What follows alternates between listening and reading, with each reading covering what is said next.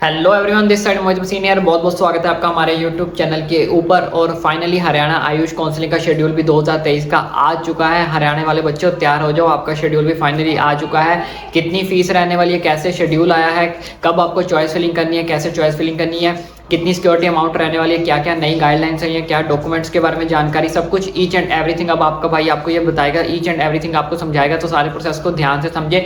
और एक at last छोटी सी रिक्वेस्ट है, वीडियो अच्छी लगे तो चैनल को सब्सक्राइब भी करें। एंड इन केस कोई क्वेरी कोई डाउट रह जाए तो कमेंट करके भी जरूर पूछे, लेकिन चैनल को सब्सक्राइब करना ना भूलें। चलिए अभी मैं आपको दिखा देता हूँ क्या हरियाणा काउंसलिंग आयुष काउंसलिंग का जो शेड्यूल है वो कैसा है, ईच एंड एवरीथिंग आपको समझा देता हूँ। तो फाइनली ये आया हमारे पास हरियाणा के अंदर बीएमएस और बीएचएमएस का शेड्यूल, आप देख सकते हो। ठीक है, प्राइवेट डीम्ड यूनिवर्सिटी सबके लिए है, गवर्नमेंट सेमी गवर्नमेंट। तो इसके अंदर क्या क्या शेड्यूल के अंदर आया वो मैं सारी की सारी चीजें आपको बता देता हूँ। सबसे पहले बात कर लेते हैं रजिस्ट्रेशन फी के बारे में। तो रजिस्ट्रेशन फी आप यहाँ पे देख सकते हो कितनी रहने वाली है। अगर आप अनरिजर्व्ड कैटेगरी से हो तो आपको 2000 रुपीज पे करना पड़ेगा, जो कि आपका नॉन रिफंडेबल होगा। अगर आप एस सी ईडब्ल्यूएस से हो तो आपको जो है कैटेगरी हरियाणा और जितनी भी रिजर्व कैटेगरी है उनको 500 रुपीज पे करने पड़ेंगे। अगर आप यूनिट टेरिटरी यानी कि चंडीगढ़ एससी कैटेगरी से हो तो अगर आप चंडीगढ़ यूनिट टेरिटरी से हो तो वहां पे अगर आपकी एससी कैटेगरी तो आपको 500 रुपीज पे करने पड़ेंगे। अगर आप फिजिकली हैंडीकैप्ड हो पीडब्ल्यूडी हो तब भी आपको 500 रुपीज पे करने पड़ेंगे। ₹2000 फॉर ऑल रिजर्व कैटेगरी। अगर आप किसी अदर स्टेट से इंडिया के हो और हरियाणा के अंदर एडमिशन लेना चाहते हो तो आपको 2000 रुपया पे करना पड़ेगा रजिस्ट्रेशन के लिए। एंड ₹2000 कोई सेंट्रल नॉमिनेट सीट अगर आपको रिजर्व करवानी है ministry of Ayush new Delhi की तरफ से तभी आपको 2000 रुपीज जो वो पे करने पड़ेंगे। अगर आप एनआरआई कोटा से हो तो आपको 10,000 रुपीज पे करने पड़ेंगे एनआरआई कैटेगरी से। इसके बाद आप नेक्स्ट गाइडलाइंस देख सकते हो क्या गाइडलाइंस आई हैं, वो मैं आपको सारी मेन गाइडलाइंस समझा देता हूँ कि इसके अंदर जो आपको मेन चीजों का जो वो ध्यान में रखना है। ठीक है, ये फर्स्ट राउंड का गाइडलाइन है, सेकंड राउंड का है। ठीक है, ये आपको क्या करना है मैं आपको नीचे जाकर बताता हूँ, इन्होंने नीचे दिया हुआ है।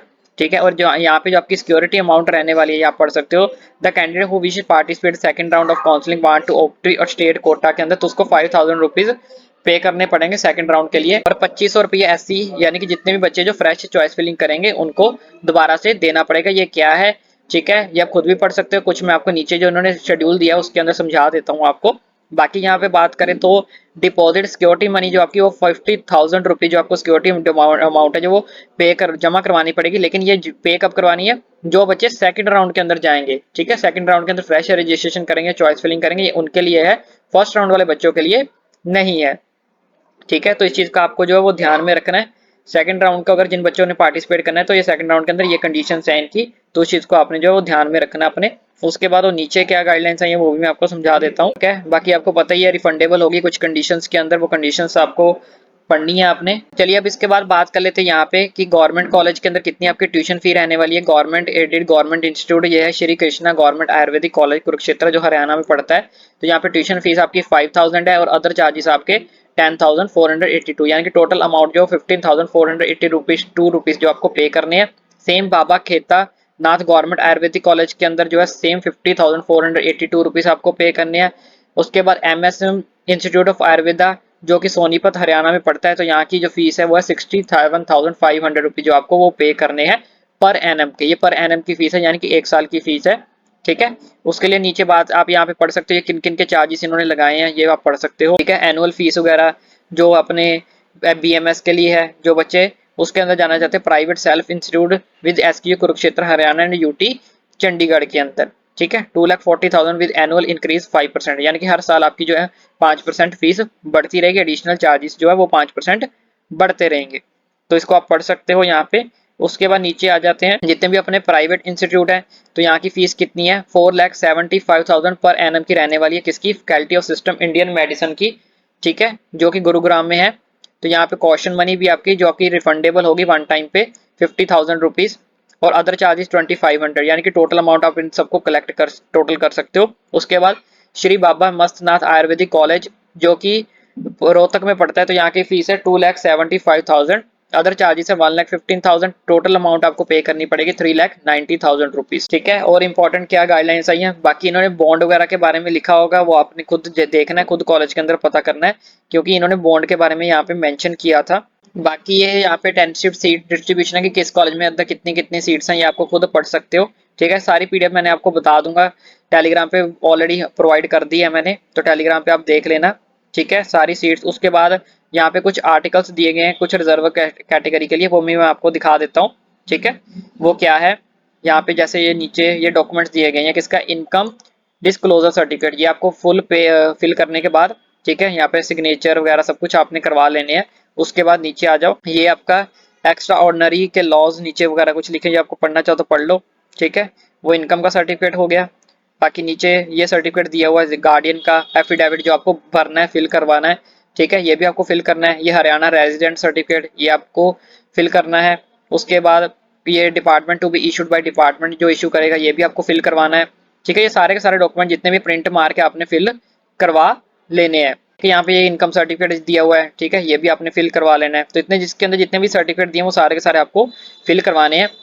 लेकिन ये नहीं करवाना, ये फ्रीडम फाइटर्स के लिए, जो बच्चे फ्रीडम फाइटर्स हैं वो करवाएंगे। उसके बाद ये आपको यहाँ पे काउंसलिंग का शेड्यूल दिया हुआ, ये मैं आपको बता देता हूँ। जैसे ऑनलाइन रजिस्ट्रेशन आपको फी पेमेंट कर देनी है फर्स्ट राउंड के अंदर। फर्स्ट राउंड में आपकी round choice filling seat allotment हो जाएगी। अगर तो आपको सीट अलॉट होती है तो आप ज्वाइन कर सकते हो, या फिर नॉट ज्वाइन करते हैं, दोनों करते हो, आपके पास यहाँ पे अपग्रेडेशन का ऑप्शन आ जाएगा। लेकिन यहाँ पे अगर सेकंड राउंड के अंदर आपको पार्टिसिपेट करना है तो आपको फ्रेश रजिस्ट्रेशन करवानी पड़ेगी। ठीक है, मतलब आपकी फ्रेश रजिस्ट्रेशन जो अवेलेबल रहेगी। उसके बाद सेकंड राउंड के अंदर जिन बच्चों को पार्टिसिपेट करना है उनको साथ में सिक्योरिटी फीस भी अमाउंट डिपॉजिट करवानी पड़ेगी, जो मैं अभी आपको ऊपर बता के आया हूँ, 50,000 रुपीज। तो ऐसे ही अगर आपको सीट अलॉट हो जाती है या नहीं अलॉट होती, ज्वाइन होता है या नहीं ज्वाइन होता, तो अगर आप सीट ज्वाइन हो जाता है तो आपकी सिक्योरिटी जो फीस है वो ट्यूशन फीस से एडजस्ट हो जाएगी। अगर आप सेकंड राउंड के अंदर कॉलेज को ज्वाइन नहीं करते हो तो यहाँ पे देखो रेड कलर में साफ साफ मेंशन किया गया है, आपकी सिक्योरिटी फीस जो है वो फॉरबिड यानी कि जब्त कर ली जाएगी। इन केस अगर आपको सीट अलॉट होती है और आप उस कॉलेज को ज्वाइन नहीं करते हो। अगर सीट अलॉट नहीं होती है तो आप एलिजिबल हो किसके, रिफंड ऑफ सिक्योरिटी, तब येलो हो आप, यानी कि आप एग्जिट हो जाओगे प्रोसेस से और आपकी सिक्योरिटी मनी बची रहेगी। उसके बाद अगर आप कॉलेज लेने के बाद छोड़ते हो आफ्टर लीविंग सीट्स, तो भी आपकी सिक्योरिटी अमाउंट जो है देख लो रेड कलर का बना हुआ है, तब आपकी जो है कॉलेज लेने के बाद अगर आप सीट छोड़ते हो तब आपकी जो सिक्योरिटी अमाउंट है वो जब्त कर ली जाएगी।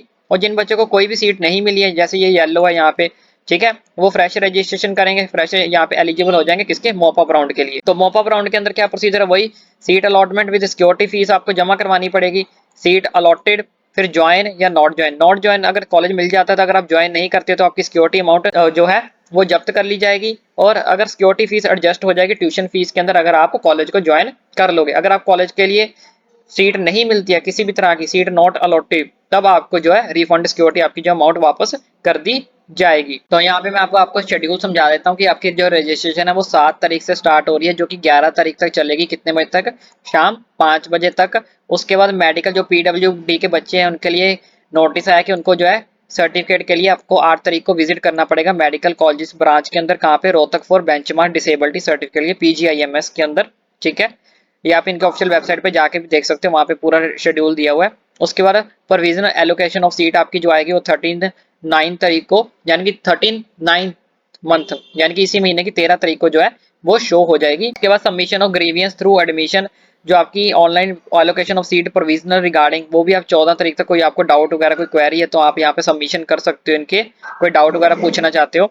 उसके बाद display of provisional allocation seat after सारी डिस्कशन के बाद 15 तारीख को आपकी जो है फाइनल लिस्ट तैयार हो जाएगी। सबमिशन ऑफ ट्यूशन फी, उसके लिए फिर आपको 16 तारीख को ट्यूशन फी आपकी सबमिट करनी पड़ेगी, उसको 19 तारीख तक का आपको टाइम दिया गया है। मतलब जहाँ पे भी आपको कॉलेज अलॉट हुआ है वहाँ पे जाके आप एडमिशन ले सकते हो, कब से कब तक, 16 तारीख से 19 तारीख तक। Status page of online download provisional allotment letter, तो सारा कुछ आपको जो करना है वो 15 तारीख से 20 तारीख के बीच में करना है। कितने बजे तक, 4 बजे तक आपका ओपन रहेगा। 20 तारीख को क्या क्या डॉक्यूमेंट वेरिफिकेशन, प्रिंट फी, स्टेटस, सब कुछ आप कर सकते हो, फॉर्मेलिटी जितनी भी है।